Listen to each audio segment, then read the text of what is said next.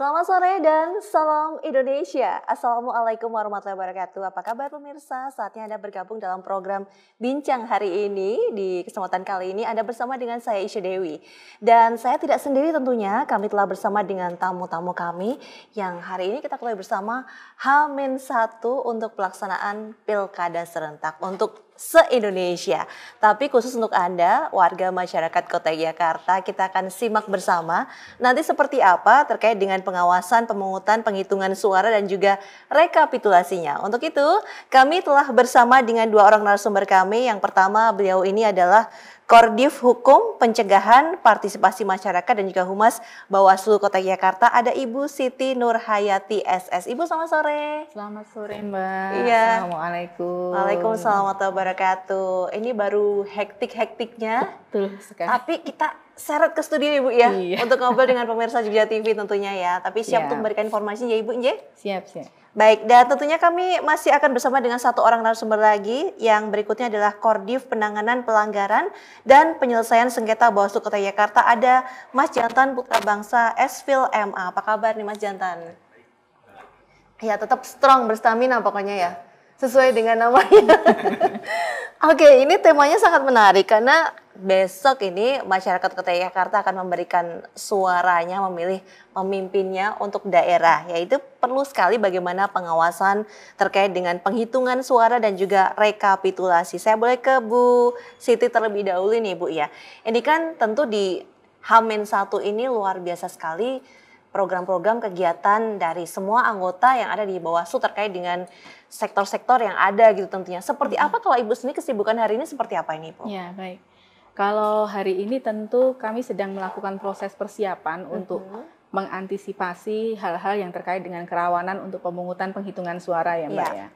Jadi H-1 itu hari ini KPU mendistribusikan seluruh logistik kebutuhan kelengkapan TPS di seluruh wilayah sekota Yogyakarta di 14 kementerian. Nah, disitulah nanti teman-teman Panwas, kami punya jajaran Panwas di 14 kementerian, 45 kelurahan dan 651 PTPS sekota Yogyakarta mulai mengawal. Kalau yang dari gudang logistik KPU ke kementerian dikawal oleh pengawas di tingkat kementerian, kemudian distribusi dari kementerian ke TPS dikawal oleh teman-teman PKD di tingkat kelurahan.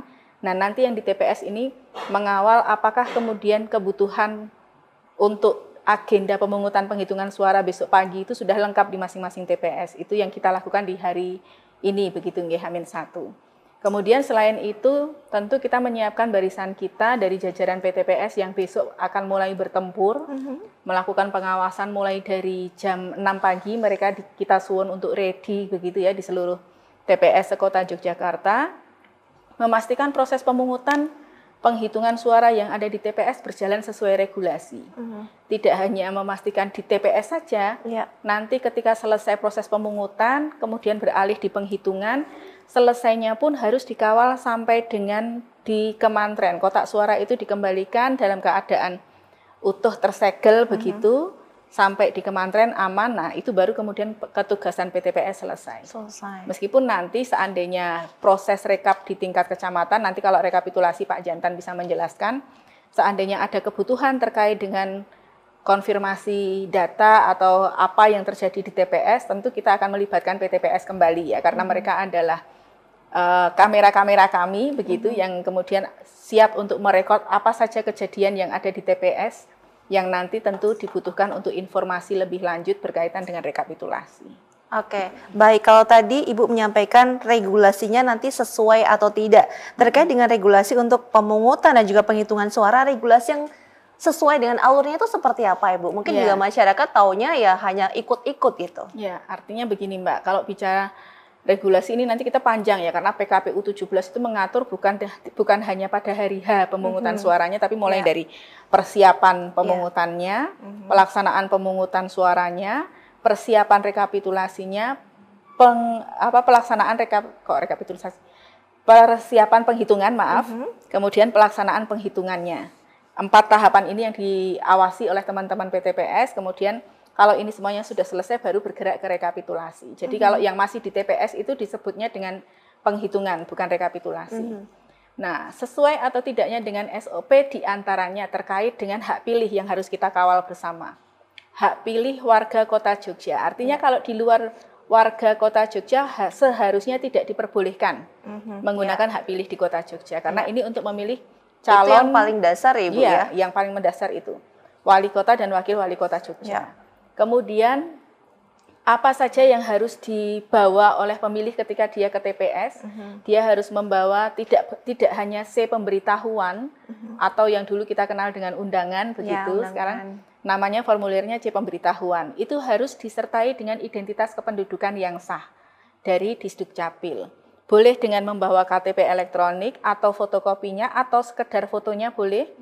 Untuk teman-teman pemilih yang baru berusia 17 tahun dan belum sempat mencetak, sudah rekam tapi belum sempat mencetak, bisa menggunakan biodata kependudukan, bukan CV ya. Jadi biodata yang resmi dikeluarkan oleh Disdukcapil. Kemudian bisa juga menggunakan identitas kependudukan lain yang sah, yang di situ tertera foto diri si pemilih. Sehingga kalau sekarang C1 atau KK itu nggak bisa ya, karena nggak ada fotonya, Bu. Ya, karena nggak ada fotonya. Jadi butuh konfirmasi ya, tidak hanya datanya yang tepat, tetapi orangnya tepat nih sesuai identitas kependudukan yang sah. Karena kalau tidak sesuai, maka itu artinya ada pemilih yang tidak berhak, tapi menggunakan hak pilih di Kota Jogja. Kemudian memastikan teman-teman yang mengawal daftar pemilih itu memahami bahwa siapa yang sudah meninggal dan mana yang belum. Artinya kalau ada data pemilih yang sudah meninggal itu harus dicoret, tidak boleh hadir ya. Kita kan nggak, yang menjadi tantangan kita kan supaya tidak ada ghost voter begitu di dalam prosesnya. Kemudian bagaimana pemilih mendapatkan surat suaranya, bagaimana cara mencoblosnya, menghitungnya sah atau tidak sahnya itu seperti apa, itu bagian yang harus dikawal oleh PTPS sampai ke proses tadi, menghitung kesesuaian antara jumlah pemilih dengan jumlah surat suara sah atau tidak sahnya. Cocok nggak? Ada kelebihan tidak? Ya. Kalau ada kelebihan, berarti ada kesalahan nih tadi di proses awal. Nah, ini harapan kami teman-teman PTPS ini bisa berkolaborasi dengan KPPS sehingga semua permasalahan selesai di TPS. Kalau sudah selesai di TPS, insya Allah nanti di proses rekapitulasi di Kementerian ke kota itu semuanya sudah beres. Ya, begitu, akan lebih lancar, tidak bertele-tele gitu ya Ibu ya, jadi tidak tertunda-tunda. Ini kalau Mas Jantan kan terkait di divisi penanganan pelanggaran ya Mas, dan juga penyelesaian sengketa. Memang sejauh ini kemungkinan pelanggaran apa sih yang secara umum tuh selalu ada ditemukan, terjadi lagi dan lagi? Pelanggaran kalau dalam proses di TPS itu ada beberapa, kurang lebih ada orang yang tidak berhak memilih kemudian menggunakan hak pilihnya. Itu pelanggaran ya. Atau orang yang memilih lebih dari satu kali, sudah nyoblos di sini, nyoblos lagi di TPS lain, atau nyoblos di situ 2 kali, atau kemudian memberi tanda pada surat suaranya, itu juga pelanggaran. Juga ada nanti soal kotak suara, setelah selesai dimasukkan kotak, itu harus dipastikan tersegel. Itu kalau tidak tersegel juga pelanggaran. Juga meskipun itu dari pihak jajaran KPU, dari pihak kami, Bawaslu, ada Panwascam, itu juga akan terjadi pelanggaran kalau kita tidak mengawal proses itu. Jadi kita harus memastikan mengawal proses itu waktu pergerakan kotak suara itu dari TPS ke PPS, kemudian ke PPK, kemudian nanti ke kabupaten, kota, kemudian ke provinsi, itu memang harus ada pengawalan dari kami. Sudah ada PIC yang bertugas untuk mengawal kotak tersebut dibawa dari mana ke mana sampai dengan selesai nantinya ya Mas ya? Ya, nanti jajaran kami di TPS ada PTPS, di kelurahan ada PKD, kemudian di kecamatan ada Panwascam, dan di kota ada Bawaslu kota. Untuk koordinasi tersebut, pembagian bagaimana penugasan, semua sudah clear Mas untuk hari ini? Kita sudah briefing, bahkan kita membriefing baik bertemu langsung maupun via Zoom, dan kita on call setiap saat. Oke, sejauh ini Ibu dan juga Mas, apakah ada mungkin dari masyarakat yang datang langsung bertanya terkait dengan nanti proses seperti apa, atau mungkin ada yang masukan menyampaikan ini ada pelanggaran pada saat proses kampanyenya, atau di hari ini kan sudah mulai ini ya penurunan untuk APK-nya juga ya, ini ya sudah selesai, atau bagaimana Ibu, ada masukan dari masyarakat? Ya, kalau masukan dari masyarakat tentu kita akan menyikapi dengan secara terbuka begitu ya. Kalau kemudian ada masukan melalui media sosial, kita akan respon langsung yang sesuai dengan apa yang dikeluhkan oleh masyarakat. Tapi kalau berbicara terkait dengan laporan dan temuan, nanti mungkin Mas Jantan akan lebih jelas ya. Kita memang menerima beberapa laporan, tapi kemudian bisa ditindaklanjuti atau tidak itu ada step by step yang harus kita penuhi, mulai dari unsur formil, material dan sebagainya. Dan kalau dari sisi kami di Bawaslu Kota Yogyakarta tentu sifatnya kita membuka 14 posko itu tidak hanya di Kota Jogja. Sebetulnya harapannya Bawaslu itu kita bisa mendekatkan posko itu ke masyarakat sehingga kita membuka 14 posko di 14 kementerian untuk menerima aduan atau laporan masyarakat terkait proses yang kita kawal bersama. Saat ini terkait dengan pemungutan penghitungan suara, misalkan ada pemilih yang sudah berhak menggunakan hak pilih tapi kok dia tidak mendapatkan C pemberitahuan. Nah, itu apa yang kemudian harus dilakukan? Mereka bisa menyampaikan ke kami, kita komunikasikan dengan KPU atau kemudian komunikasi langsung dengan dengan jajaran KPU, misal di PPS, PPK, KPU. Nah, format komunikasi sudah kita susun sedemikian rupa dengan KPU. Harapannya ini bisa memfasilitasi ya kebutuhan masyarakat di saat-saat yang penting begini. Ya, termasuk juga di sore kali ini Bu masih memungkinkan juga misalnya memang ada yang belum mendapatkan C1 untuk undangan itu masih bisa ya? Masih bisa. Karena juga yang perlu kita pahami ternyata tidak semua pemilih itu hanya yang terdaftar di DPT, Mbak. Jadi ada pemilih yang dia kalau tidak terdaftar di DPT dia sebetulnya bisa menggunakan hak pilihnya dengan hanya menunjukkan identitas kependudukan yang sah. Contoh KTP elektronik tadi.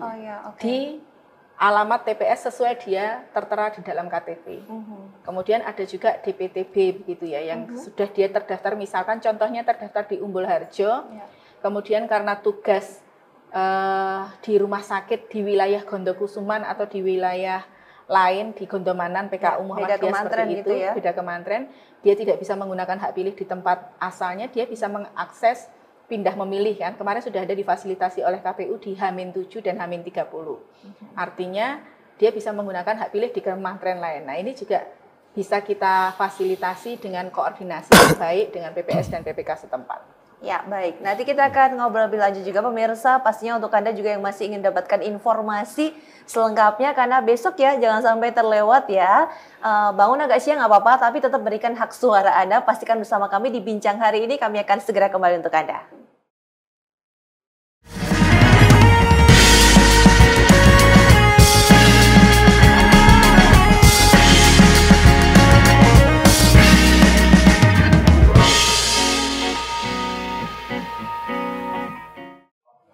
Baik, terima kasih pemirsa. Anda masih bersama kami dalam Bincang hari ini di Jogja TV. Ini memang di jelang deg-degan ya. Ini belum saatnya maghriban tapi udah mulai siap-siap juga. Jangan panas dingin, justru besok berikan suara Anda kepada pilihan Anda yang terbaik. Nggak perlu ikut-ikut bagaimana nanti teman-teman seperti apa, tapi sesuai dengan hati nurani Anda, program mana kira-kira yang sesuai dengan Anda, pilih ini calon kepala daerah Anda. Dan kami masih akan membahas mengenai bagaimana pengawasan pemungutan penghitungan suara dan juga rekapitulasi. Di studio Jogja TV telah hadir, masih bersama dengan kita, ada Mas Jantan Putra Bangsa Esfil MA, beliau adalah Koordif Penanganan Pelanggaran dan Penyelesaian Sengketa Bawaslu Kota Jakarta, dan juga Ibu Siti Nurhayati SS, Koordif Hukum Pencegahan Partisipasi Masyarakat dan juga Humas Bawaslu Kota Jakarta. Masih mengenai pembahasan kita ya, pengawasan pemungutan penghitungan suara. Ini kalau proses penghitungan suara sendiri ini masyarakat bisa melihatnya Ibu bagaimana nanti prosesnya gitu TPS atau bagaimana? Ya, bisa. Jadi proses penghitungan suara ini harus dilakukan secara terbuka, Mbak. Karena ada salah satu prinsip penyelenggaraan pemilu itu di mana di situ harus mengedepankan akuntabilitas. Artinya transparan begitu ya prosesnya. Maka ketika pelaksanaan penghitungan suara itu dilakukan di tempat yang tertutup atau di tempat yang redup cahayanya, seandainya sampai malam begitu, atau kemudian pembacaan suara sah dan tidak sahnya itu tidak menggunakan mikrofon sehingga orang yang di luar yang menyaksikan tidak tahu itu sah atau tidak sah. Nah, begitu itu masyarakat bisa mengajukan keberatan juga, bahkan di setiap TPS itu kan ada saksi ya, biasanya saksinya yang akan kemudian menyampaikan keberatan, maka kemudian harus dilakukan proses yang sesuai dengan regulasi, dengan tadi transparansi tadi. Kemudian selain itu warga secara umum itu sebetulnya bisa mengakses itu tanpa kemudian harus izin kemana-mana, karena itu adalah hak ya. Terutama juga mengawal hasil perolehan suara dari paslon yang didukung, kan pasti ada keinginan untuk mengetahui proses itu ya. Pasti itu di setiap TPS semua bisa mengawal, dan juga nanti ada saksi PTPS kalau misalkan ada yang tidak berjalan sesuai dengan regulasi, begitu bisa disampaikan keberatan dan nanti akan diproses sedemikian rupa supaya bisa dilaksanakan sesuai dengan yang seharusnya. Ya, baik. Izin Mas Jonathan, ada yang mau ditambahkan terkait dengan bagaimana proses pengawasan dari masyarakat supaya ikut aktif ini, Mas? Ya, selain masyarakat itu juga ada yang namanya pemantau. Ya. Pemantau untuk pemilihan atau pilkada itu memang harus terakreditasi atau didaftarkan melalui KPU.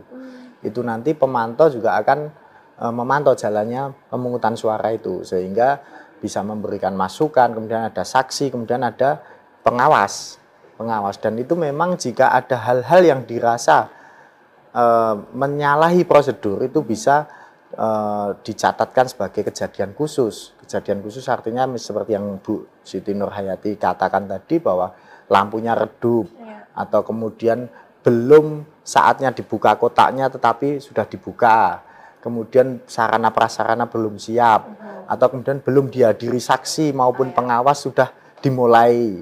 Kemudian ada hal-hal lain seperti tidak adanya tempat tunggu dan lain sebagainya atau rawan, itu kita bisa langsung mengajukan keberatan sehingga itu bisa segera diperbaiki di lokasi, tidak perlu menunggu waktu yang lama seperti itu.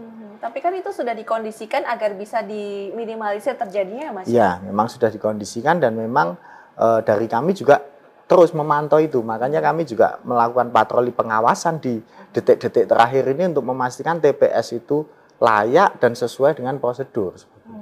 Yang dikatakan layak itu berarti yang seperti apa, Mas?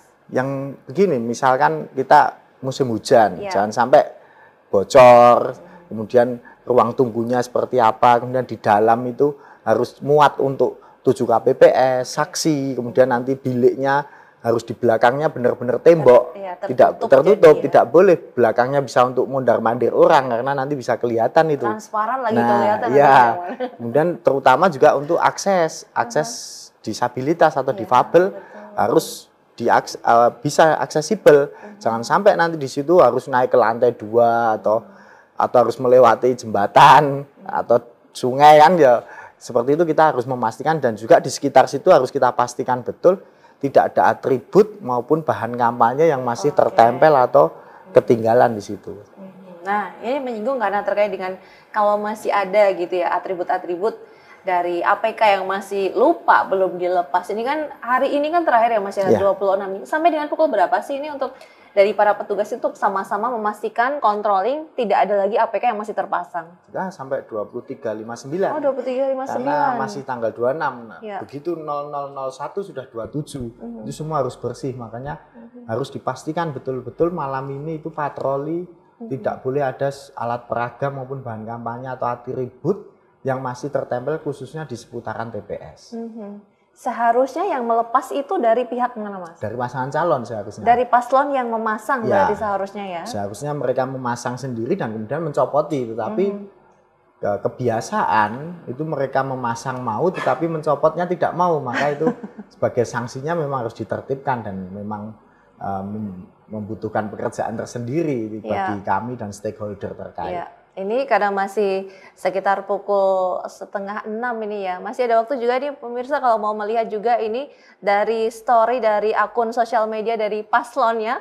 Besok itu calonnya siapa bisa dicek dulu nih apakah beliau ini bersama dengan timnya terjun langsung juga untuk melepas. Berarti salah satu kandidat yang memang bertanggung jawab gitu ya Mas ya. Memasang tapi juga melepaskan gitu, jadi bertanggung jawab. Oke, selain itu kalau di sekitar tempat pemungutan suara sejauh ini apakah pernah ada yang masih kelihatan ada atribut-atribut entah itu dari warna kan tidak terlalu ya kalau untuk pilkada ya, atau bagaimana Mas biasanya? Biasanya itu ini stiker yang tertempel di tembok-tembok rumah tetapi dekat TPS. Itu kan memang agak susah kita nyopot stiker. Kalau tidak ya nanti resikonya itu atribut yang menyerupai. Jadi para paslon kan sudah punya seragam kan, identitas dirinya, bajunya seperti apa. Nah, kita khawatir nanti pada saat hari H ada orang yang mengenakan itu jelas tidak boleh karena itu termasuk atribut yang menyerupai. Dan ini kan tentu sudah dilakukan berbagai upaya pencegahan juga ya Bu Siti ya. Masyarakat juga sudah dihimbau juga kan ya. Tapi kalau dari pengalaman Ibu melihat sejauh ini masyarakat sudah sangat aware, sudah sangat paham dengan regulasi tersebut ini Bu. Ya, kalau di Kota Jogja sebetulnya sudah paham ya. Cuman ketika memahami itu ternyata juga butuh tidak hanya paham tetapi mau untuk bergerak. Melaksanakannya ya Bu ya. Betul, nah ini yang juga menjadi PR kita bersama. Tapi saya yakin seluruh warga Kota Jogja menginginkan proses pilkada nanti berjalan dengan aman, tertib begitu, dan juga berintegritas. Sehingga butuh juga komitmen tidak hanya dari penyelenggara pemilu, paslon, juga seluruh warga masyarakat untuk nyengkuyung proses ini. Apa sih Ibu kira-kira yang paling kalau dikatakan kan kalau segala sesuatu kan pasti ada resikonya gitu ya. Apa yang kemungkinan yang bisa terjadi yang paling beresiko pada saat pelaksanaan pilkada serentak terutama di Kota Jakarta ini kalau dari pandangan Ibu? Ya, kalau dari sisi kami kan kemarin kami barusan launching begitu ya, merilis terkait dengan peta kerawanan pilkada di Kota Jogja. Nah, dari peta kerawanan itu yang menjadi perhatian khusus sebetulnya adalah terkait dengan penggunaan hak pilih ya. Karena ketika teman-teman KPPS ini tidak memahami siapa yang berhak memilih yang bisa difasilitasi, maka itu bisa menjadi potensi PSU. Dan PSU ini sebetulnya merupakan sanksi gitu nggih. Sanksi karena kemudian penyelenggara pemilu harus melakukan kerja 2 kali untuk lokasi yang sama, yang itu tidak hanya membutuhkan energi dan kemudian fokus tertentu, tetapi secara anggaran ini juga berdampak. Kemudian selain terkait dengan penggunaan hak pilih, juga terkait dengan lokasi TPS. Ini juga ada beberapa kerawanan tertentu karena di Kota Jogja saat ini kita sedang mengalami musim penghujan, Mbak, sudah masuk musim penghujan. Biasanya siang sampai dengan sore itu sudah mulai gerimis hujan gitu ya, dan cukup deras juga. Nah, maka kemudian perlu diantisipasi. Proses mitigasinya adalah kita suwun untuk PTPS komunikasi dengan KPPS untuk menentukan lokasi TPS yang tepat. Kalau yang di pinggiran sungai itu memang agak rawan begitu ya, maka kemudian jangan sampai terjadi TPS dibangun di tempat yang terbuka, kemudian di tempat yang tidak stabil. Nah, ini salah satu perhatian kami karena memang meskipun di kota kita punya beberapa titik malahan yang kemudian dia jalannya cukup terjal untuk masuk ke kampung dan sebagainya. Kemudian selain lokasi TPS, kalau jaringan dan listrik di Kota Jogja terbilang aman lah ya. Meskipun sebetulnya kita juga punya wifi-nya Pemkot itu yang biasa digunakan oleh masyarakat, tapi tidak semua titik itu terjangkau oleh jaringan tersebut, sehingga beberapa PTPS kita suwun untuk memastikan menggunakan provider internet yang benar-benar stabil begitu. Selain itu juga terkait dengan ini Mbak, yang agak rawan itu potensi gesekan tentu ya. Ada lokasi TPS itu yang didirikan di tempat-tempat yang rawan konflik. Maka ini juga membutuhkan perhatian khusus, sehingga beberapa hari kemarin kami mengumpulkan tidak hanya Panwaslu-Jam ketuanya, tetapi Ketua PPK dan juga didampingi oleh Pak MPP, Mantri Pamong Praja Sekota Jogja. Kami sampaikan identifikasi terkait dengan pemetaan kerawanan TPS kami. Harapannya supaya pemangku wilayah mengetahui ya, oh di wilayah kami ada kerawanan di sisi ini. Maka kemudian ada upaya mitigasi yang dilakukan di jajaran Kementerian bersama dengan ini tadi, ketua penyelenggaranya, PPK dan Panwas. Kalau ini sudah terjalin sinergi yang bagus, insya Allah perjalanan pilkada nanti bisa berjalan sesuai dengan harapan kita bersama. Nah, itu sudah dilakukan upaya mitigasi, terutama untuk yang tempat rawan konflik ya. Kalau terkait dengan penggunaan hak pilih, lokasi TPS itu sejauh ini mitigasinya berarti bagaimana merangkul masyarakat di sekitar untuk bisa mengoptimalkan atau bagaimana Mas Jantan? Ya, jadi kita merangkul agar pada hari H itu semua datang ke tempat pemungutan dan jangan sampai terlambat. Karena begini, nanti yang resiko itu kan jam 13 lebih 5 menit, lebih 10 menit. Nah, itu waktu-waktu krusial ya. Ya kan sudah ditutup kan. Sudah ditutup tapi kecuali kalau itu masih dalam daftar tunggu. Artinya sudah masuk mengisi daftar hadir, tinggal menunggu. Tetapi kan nanti baru datang, terus isu yang menyebar adalah kami datang tidak dilayani dan tidak boleh nyoblos. Nah itu kan rawan nanti manggil teman-temannya, geseh. Apalagi jika itu terjadi di lokasi yang merupakan basis massa dari salah satu paslon. Nah itu terutama nanti ada intimidasi atau kemudian nanti ada upaya-upaya serangan fajar atau nah itu yang kita antisipasi. Makanya Bawaslu Kota menginstruksikan untuk adanya patroli dalam masa tenang ini, dan khususnya malam ini terakhir ini itu tetap patroli keliling. Selain memastikan APK, juga memastikan jika ada informasi-informasi terkait dugaan pelanggaran politik uang. Ditahan dulu Mas, seperti apa juga dugaan-dugaan yang lain. Terutama ini kan memang tanggalnya tanggal-tanggal rawan ya, tanggal-tanggal sensitif, tanggalnya agak-agak tua gitu ya pemirsa ya. Jadi kalau ada informasi yang bagi-bagi itu kayak yang happy gitu, tapi kayaknya rugi banget ya kalau kita memilih hanya sekedar dari uang yang kita dapatkan ya, tapi lebih bagaimana nanti kita mendapatkan pemimpin yang terbaik untuk daerah kita. Nah selengkapnya bagaimana, kami akan kembali untuk Anda usai jeda berikut, tentunya masih membahas mengenai bagaimana pengawasan pemungutan penghitungan suara dan juga rekapitulasi. Bincang hari ini di JTV akan segera kembali untuk Anda.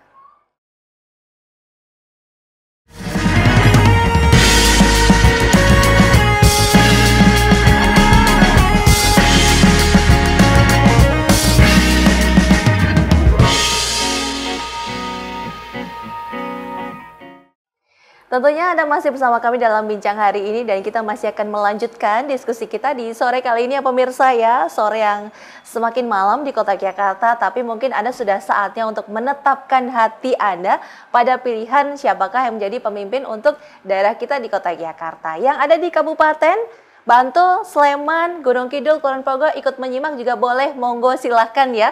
Sesama yang ada di DIY atau juga dari Jawa Tengah mau ikut menyimak juga bagaimana perkembangan yang ada di kota Jakarta, boleh sekali Anda ikut memantau diskusi kita kali ini. Kami masih bersama dengan dua tamu kami dari Bawaslu Kota Jakarta. Ada Ibu Siti Nurhayati SS dan juga Mas Jantan Putra Bangsa Esfil MA. Saya kembali ke Mas Jantan. Tentunya kan berbagai upaya terus dilakukan ya Mas ya. Patroli masih akan berlangsung di ini petang ini sampai dengan malam atau sampai dengan dini hari. Itu patroli apa saja Mas, bisa sampaikan kembali? Kalau kita patroli pertama memastikan seluruh atribut tidak ada, atribut atau APK. Sekaligus kita patroli terkait adanya dugaan politik uang. Nanti Bawaslu Kota juga akan patroli. Bawaslu Kota akan berpatroli dengan sentra Gakumdu yang terdiri dari unsur kejaksaan dan kepolisian. Kita akan keliling ke lokasi-lokasi yang rawan atau jika malam ini kita mendapat informasi, misalkan tiba-tiba nanti ada WA masuk, kemudian terinformasi di wilayah ini, di rumah Pak ini banyak orang berkumpul. Nah seperti itu kita pasti akan hadir ke sana untuk memastikan memastikan bahwa di situ tidak ada apapun. Jangan sampai ada intimidasi atau pembagian politik uang, atau jangan-jangan ada upaya untuk meninggalkan coblosan. Maksudnya begini, terkadang warga itu di hari H dipiknikkan, misalnya terus disewakan bis terus piknik pagi hari sehingga sehingga nanti pada hari pemungutan tidak hadir, atau resiko atau kerawanan mobilisasi massa. Karena begini, di kota Jogja memang ada wilayah khususnya di Kementerian Keraton banyak, sebenarnya keseluruhan tidak hanya satu kementerian, banyak warga kota itu yang tidak tinggal di kota, tetapi tinggalnya sudah di kabupaten, tapi KTP-nya masih di kota. Nah ini rawan mereka tidak hadir, atau rawan yang hadir bukan mereka tetapi disalahgunakan untuk dicoblos oleh orang lain. Kira-kira seperti itu. Jadi kita memastikan itu semua. Mengurangi kemungkinan ada pemain pengganti tadi ya Bu ya, figuran-figuran nggak cuma ada di sinetron dan FTV, ternyata untuk pilkada ini juga mungkin akan ada pemain pengganti gitu ya. Tapi jangan ya pemirsa ya, makanya tadi untuk C1 sudah tidak bisa karena tidak ada fotonya Ibu ya. Mungkin ini bisa diinformasikan kembali kepada pemirsa juga, jadi besok ini memberikan suara kita datang bawa apa saja nih Bu? Ya, untuk pemirsa di kota Yogyakarta khususnya dan kabupaten di sekitarnya, terkait dengan penggunaan hak pilih itu semua pemilih diminta untuk membawa C pemberitahuan dan identitas kependudukan yang sah. Identitas kependudukan yang sah itu identitas yang dikeluarkan oleh Dinas Kependudukan dan Pencatatan Sipil termasuk di dalamnya selain KTP elektronik bisa juga dalam bentuk identitas kependudukan digital atau IKD yang biasanya di setiap gadget itu sekarang banyak bisa di-download begitu ya. Kemudian yang kedua bisa berupa biodata penduduk. Biodata yang resmi dikeluarkan oleh Disdukcapil berisi identitas seperti yang tertuang di dalam KTP secara lebih lengkap dan di situ ada fotonya. Nah, identitas kependudukan lain yang sudah tidak bisa digunakan saat ini adalah diantaranya adalah KK begitu ya, kartu keluarga atau C1 biasanya kita menyebutnya. Karena apa? Karena C1 itu adalah identitas yang dia berisi banyak nama dan tidak ada fotonya. Betul. Sehingga ini menyulitkan KPPS untuk mengenali benar tidak yang hadir ini sesuai yang tertera di dalam DPT. Kenapa ini menjadi perhatian kita? Karena tadi misalkan seperti yang disebutkan Pak Jantan, ada pemilih dari Kota Jogja yang dia tinggalnya di luar Kota Jogja. C pemberitahuannya dititipkan ke keluarga. Kemudian dilalai satu keluarganya itu juga punya fotokopi KTP yang bersangkutan. Kalau kemudian KPPS-nya masih belum hafal dengan seluruh penduduk di wilayah tersebut, sepanjang itu sudah ada pemberitahuan, ada fotokopi KTP-nya, kemudian menggunakan hak pilih kan tidak bisa tidak bisa terkawal terkait dengan hak tadi. Mana yang berhak, mana yang tidak berhak, ini nanti akan menjadi celah bagi munculnya PSU. Kalau ketahuan, kalau nggak ketahuan tetap nanti akan ketahuan di proses berikutnya. Jadi memang ada mekanisme yang sudah disiapkan kita sehingga kita bisa mengetahui ini terjadi atau tidak di wilayah. Jadi sudah dikondisikan sedemikian rupa sehingga nanti misalnya digantikan gitu ya Bu ya, tetap nanti akan dilakukan cross check dan akan ketahuan juga gitu ya Bu. Jadi teman-teman kami di PTPS itu nanti dia selain memotret kondisi yang ada di TPS tersebut, dia juga akan mendokumentasikan seluruh dokumen yang ada di TPS, baik itu DPT, DPTB, DPK dan daftar hadirnya begitu kan. Dan proses-proses yang lain, ada formulir-formulir itu semuanya didokumentasikan sehingga bisa dianalisis tepat tidak secara kebutuhan terkait dengan hak pilih, terfasilitasi apa tidak, itu semuanya terdokumen dengan baik di teman-teman kami. Jadi ini untuk warga Kota Yogyakarta yang saat ini kira-kira besok pagi aja lah baliknya nih, masih ada di Kulon Progonya masih jauh banget, sekarang aja balik ya. Daripada nanti datangnya sampai di Jogja ini untuk memberikan suara jam 13:02 ya Mas ya. Sudah nggak bisa menggunakan.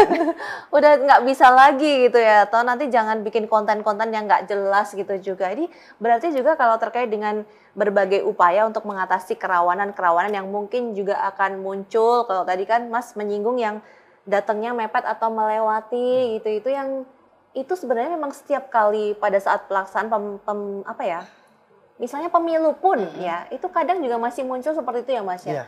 Sebenarnya masyarakat sudah tahu kan ya bahwa hal itu kan jam sekian sampai dengan jam sekian. Kira-kira kalau ngejilnya itu kenapa Mas, kalau menurut Mas sendiri itu? Jadi kalau masyarakat umum sih relatif pada nurut, biasanya itu yang simpatisan. Agak luar biasa gitu ya. Simpatisan atau memang nanti ya memang unik-unik. Kita tidak bisa kan menyamakan karakter orang, dan memang unik dan juga senang begitu juga ada yang artinya datang mepet-mepet atau kemudian terkadang datang pagi antrinya panjang ditinggal pergi dulu lupa baru datang atau baru piknik pulang. Nah, seperti itu banyak kemungkinan yang harus kita antisipasi. Kemudian juga nanti biasanya akan ada broadcast menginformasikan yang itu memang disinformasi. Di mepet-mepet itu misalkan kemudian semua boleh mencoblos pakai KTP dimanapun misalnya. Itu jelas tidak boleh walaupun sekota. Konten hoax itu yang membahayakan karena nanti di lokasi itu penyelenggara pemilu, KPPS maupun PTPS terkadang ketika mendapat tekanan yang luar biasa itu juga mengambil keputusannya itu menjadi bimbang. Misalnya awalnya tidak boleh, tapi kemudian karena terintimidasi banyak orang, kemudian mungkin ada rasa takut, itu kemudian menjadi boleh misalkan. Itu jika nanti ketahuan dan kita proses, pasti nanti akan ada pemungutan suara ulang atau penghitungan suara ulang. Nah itu kan nanti akan merepotkan, dan mereka sendiri pasti nanti akan menyesal dan selalu bilang, waduh tugas cuman sekali aja gagal gitu loh. Mereka menganggap pemungutan suara ulang itu kegagalan dari kinerja seperti itu. Nah, kita mengantisipasi hal itu. Harus diulang lagi, biaya lagi ya Bu, yang tadi Bu Siti juga menyinggung hal tersebut gitu ya. Jadi termasuk juga yang dikontrol atau dipantau oleh Bawaslu ini juga konten-konten di sosial media, ujaran-ujaran yang mungkin nggak jelas itu termasuk dikontrolin juga Ya, itu Mas? dikontrol, bahkan kita juga mengimbau agar mereka sudah mulai menonaktifkan media sosial karena ini sudah tidak boleh kampanye, Mbak. Iya. Jadi di masa tenang ini sudah tidak boleh, sehingga jika ada yang masih kampanye itu akan ada potensi yang disebut dengan dugaan pelanggaran kampanye di luar jadwal, dan itu potensinya sanksi pidana. Sebenarnya kalau masyarakat boleh nggak sih membantu untuk menurunkan alat peraga kampanye, mungkin yang simpel-simpel yang ada di sekitarnya yang selama ini masih ada 1-2 gitu, boleh nggak kalau masyarakat sekitar selama masa tenang itu diperbolehkan dengan koordinasi. Dengan koordinasi itu artinya begini, koordinasi saja dengan Panwas kami atau PPK dari pihak KPU atau BKO. Itu untuk mengantisipasi fitnah saja. Takutnya kan masyarakat mencopot kemudian diisukan, nanti disebar, wah ada gerakan merusak dan lain sebagainya, seperti itu kan mengantisipasi fitnah saja kita. Sehingga harus ada saksi, dan karena ini harus dicopot karena sudah melewati masa kampanye. Masa kampanye, iya betul sekali ya. Sekarang apa-apa memang harus hati-hati ya. Nggak asal langsung bertindak ya Ibu ya, karena siapapun bisa mendokumentasikan, menyebarluaskan entah itu betul atau tidak gitu ya. Jadi kita juga memang harus berhati-hati ya pemirsa ya, jangan asal juga kita mungkin wah ini ada nih yang masih stikernya gede banget, posternya gede banget, lalu kita lepas begitu aja. Mungkin sebaiknya bisa koordinasi terlebih dahulu. Nah, terkait dengan koordinasi ini untuk bisa untuk membantu untuk controlling nanti juga terkait dengan rekapitulasi itu seperti apa? Ini kerjasama dengan mana saja nih Mas pihak-pihaknya ini?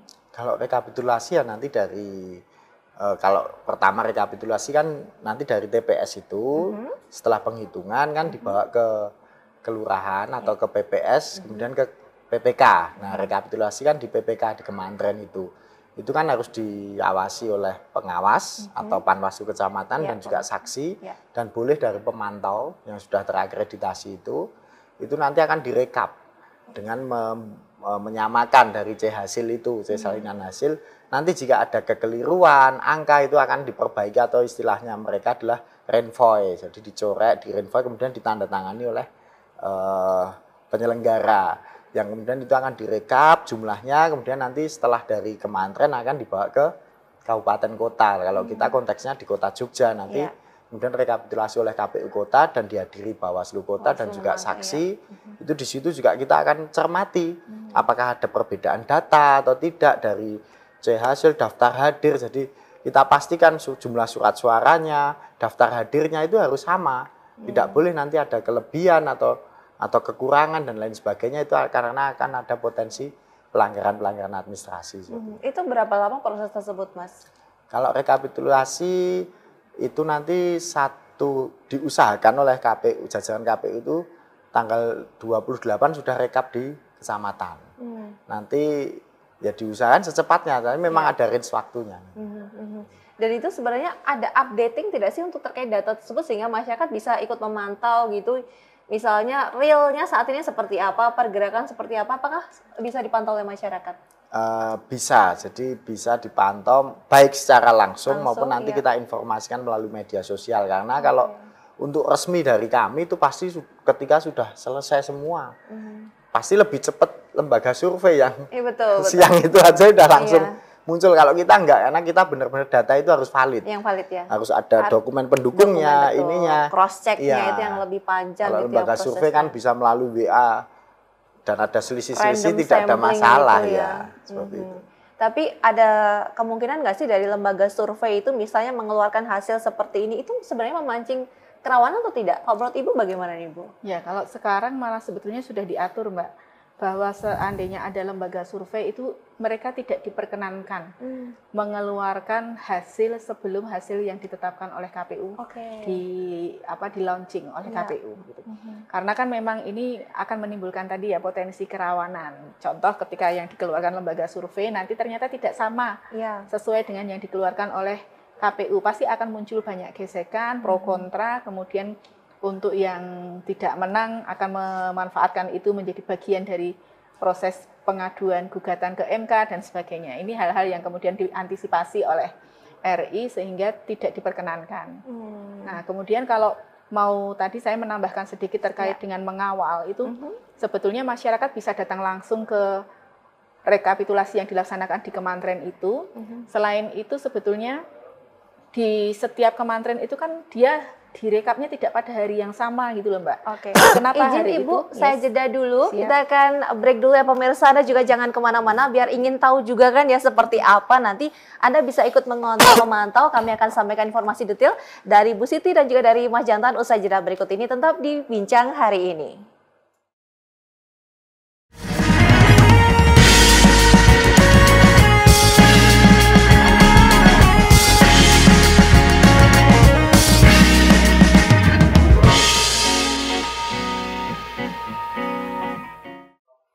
Baik, terima kasih Anda masih setia bersama dengan kami dalam Bincang Hari Ini. Para pemirsa Jogja TV dimanapun Anda berada, baik warga Kota Yogyakarta, DIY sekitarnya di Jawa Tengah juga boleh banget ikut menyimak ya, karena sama-sama kita deg-degan besok akan memberikan hak suara kita karena dilangsungkan pilkada secara serentak.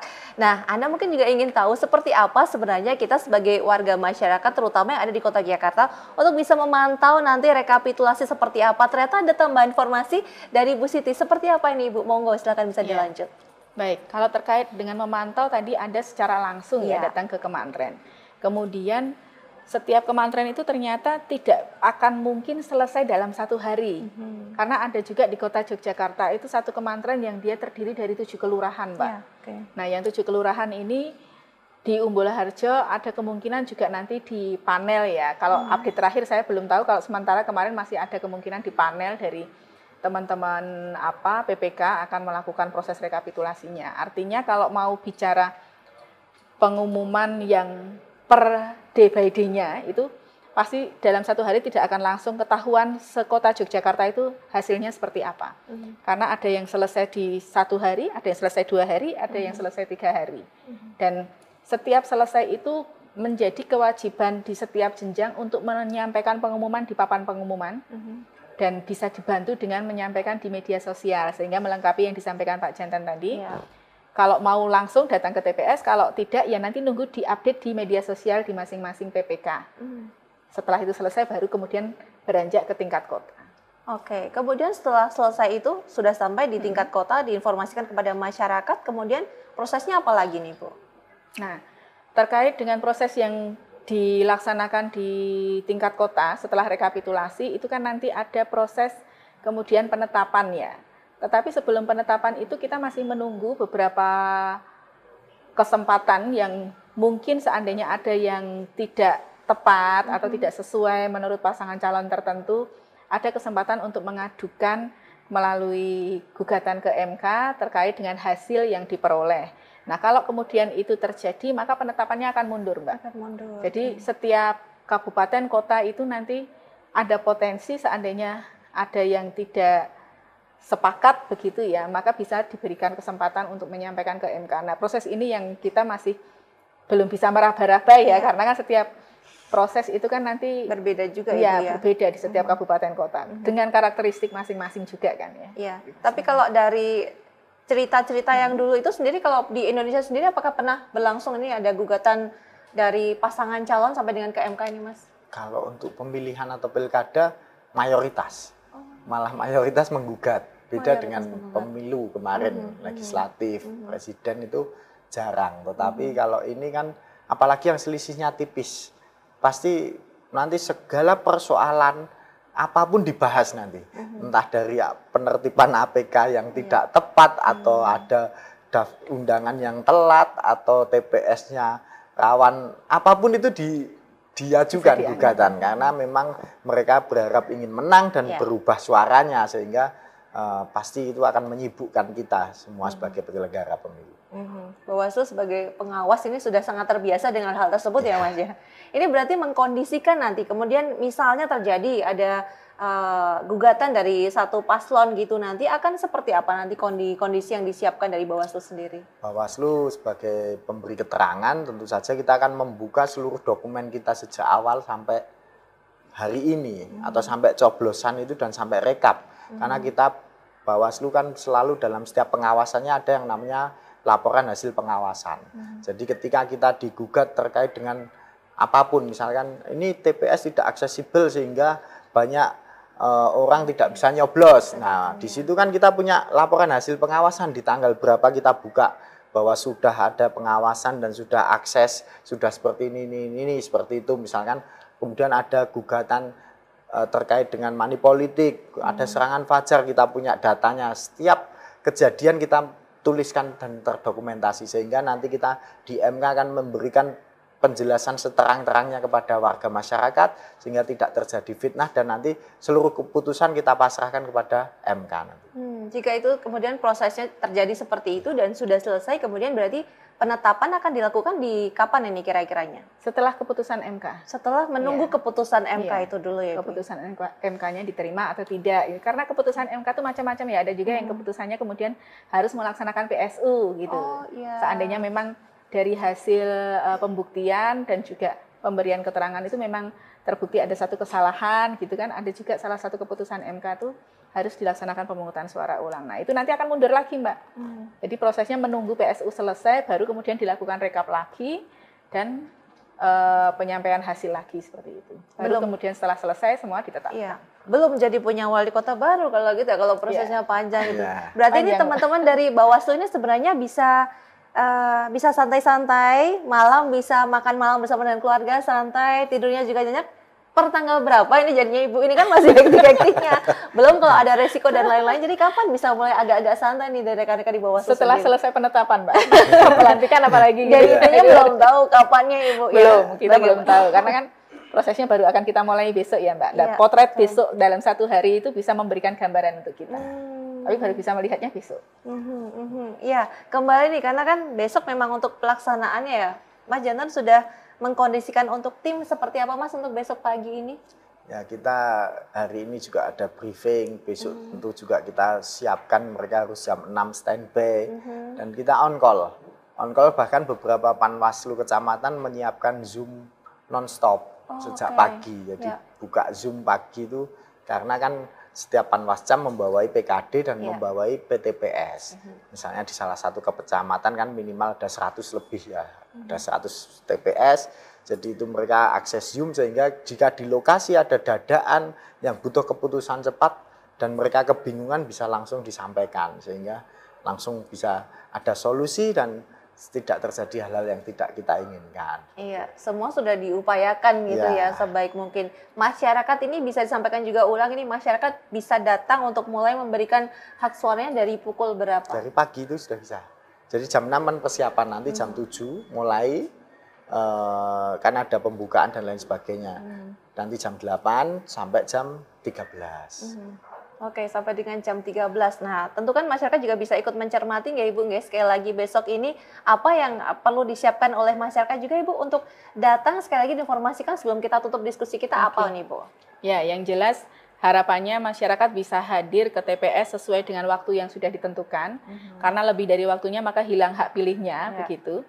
Kemudian yang kedua datang dengan berkas yang sudah disampaikan sehingga tidak harus pulang kembali karena itu memotong waktu yang cukup banyak.